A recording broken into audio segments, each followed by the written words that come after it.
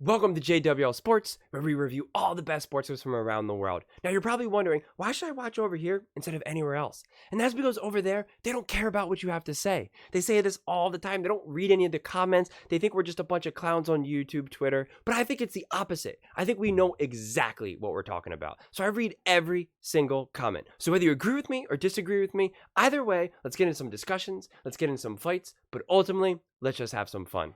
We're watching a clip of First Take with Stephen A. and Shannon Sharpe talking about Joel Embiid is making his return. I actually just recorded a video with regards to First Things First, talking all about the return of Joel Embiid, but I really wanted to do First Take as well. I'll keep it pretty concise because Shannon Sharpe, when Joel first went down, Shannon said that they should have shut him down, that he shouldn't return. And I said, that is outrageous. That makes no sense that Joel Embiid was playing out of his mind. The Sixers were poised to have one of the best records in the NBA with Joel Embiid playing. And now that he's coming back, I mean, he was going to be the MVP, okay?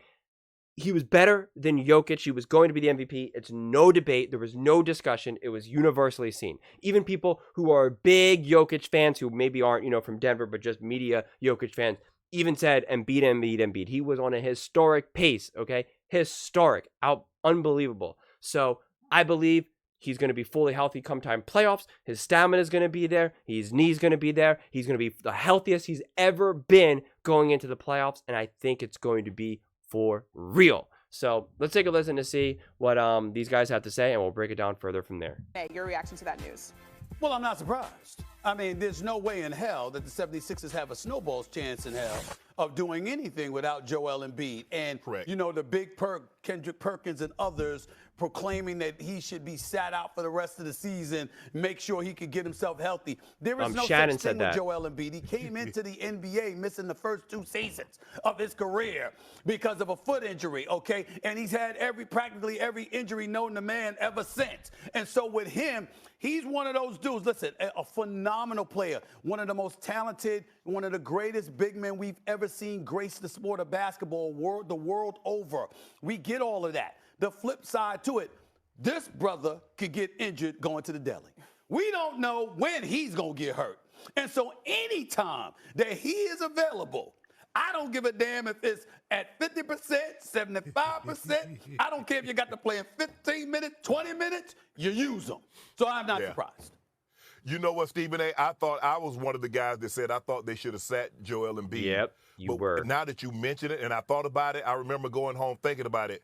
Hell, ain't no guarantee he going to be healthy if you set him out for the rest of the year and he comes back next year.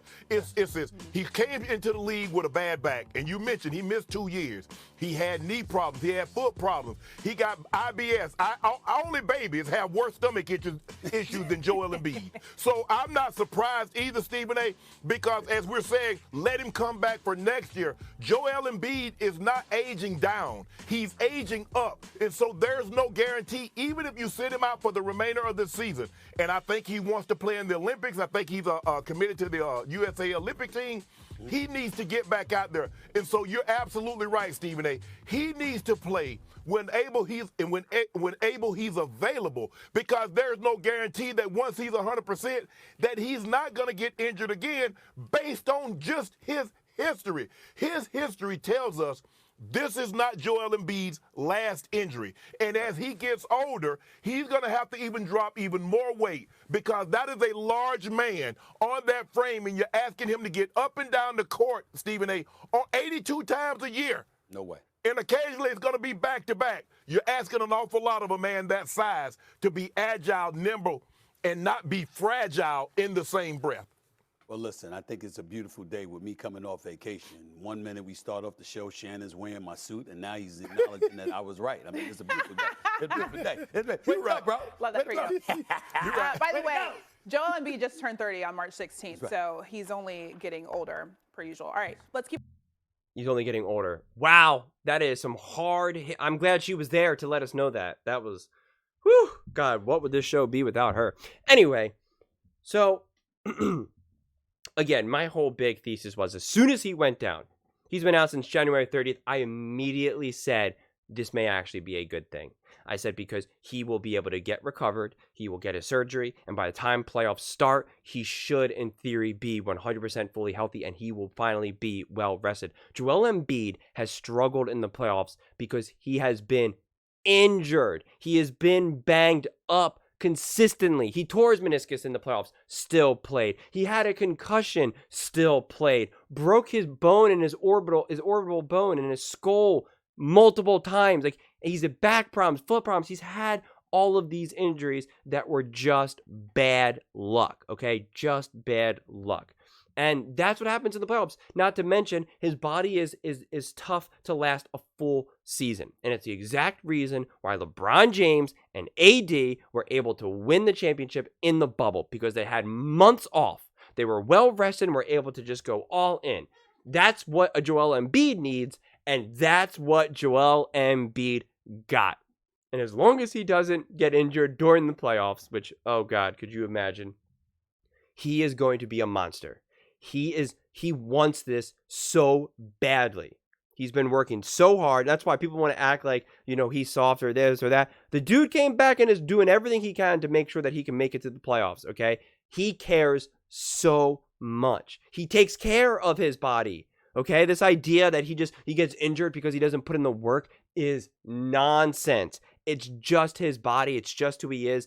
He just gets injured. He just got injury prone, and he just got bad luck. What do you want him to, like, exercise his face so when he takes an elbow to the skull, it doesn't break his face? Like, what do you want him to do here? I mean, like, do like curls with his cheeks? Like, I don't understand. So to me, that's just proof that it's bad luck. Not to mention your meniscus. When someone lands on it, no matter how strong your knees are, no matter how much you work out, no matter how gigantic your quads are, it will not stop you from tearing your meniscus. Your meniscus is this little thin little disc, okay, that goes pretty much kind of like in the center of your knee, right? No matter how much you work on those quads or the muscles around it, okay, if it can help with stability, where maybe if you jump and you land and now you don't twist it in a way that can tear it, that is potential. But in terms of someone just flailing into it and your knee going in a direction that it's not supposed to go to, no matter how big and strong you are, that meniscus there's a great chance that it can tear. So I hate this idea that he just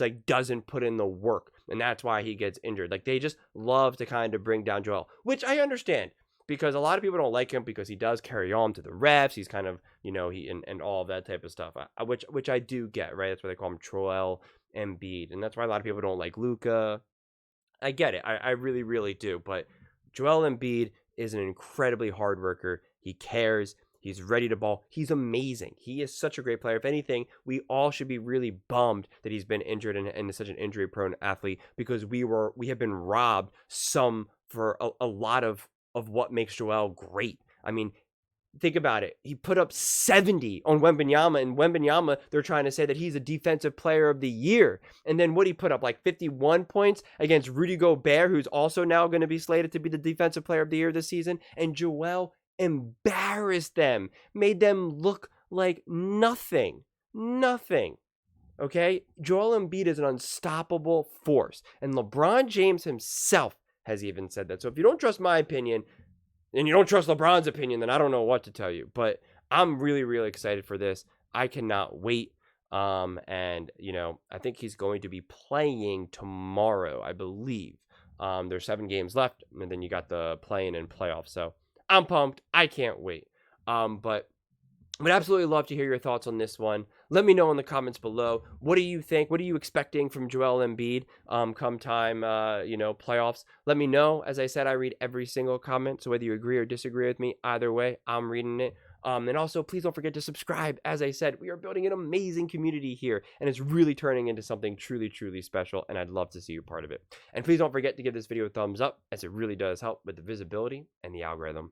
Thank you so much, and see you next time.